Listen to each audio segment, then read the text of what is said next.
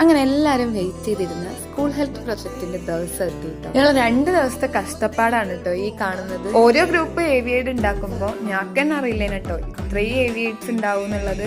എന്തായാലും എവിടെ നോക്കിയാലും കളർഫുൾ ആയിട്ടുണ്ട്.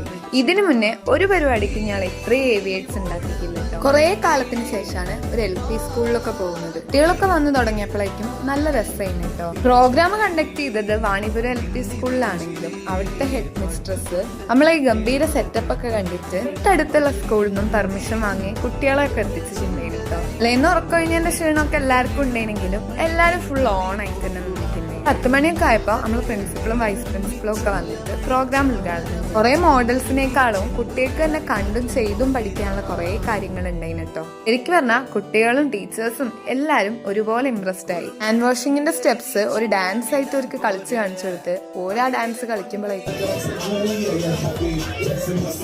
പിന്നെ ആനുവൽ ഡേക്ക് പഠിച്ച ഡാൻസ് വരെ ഞാൻ കളിച്ച് കാണിച്ചു തരുന്നു കേട്ടോ. എന്തായാലും ഞങ്ങളുടെ ലൈഫിലും കുട്ടികളുടെ ലൈഫിലും ഏറ്റവും മെമ്മറബിൾ ആയിട്ടുള്ള ഒരു ദിവസം തന്നെ ആയിരിക്കും കേട്ടോ ഇത്. അത്രയേ ഉള്ളൂ. അപ്പൊ ഓക്കെ, ബൈ.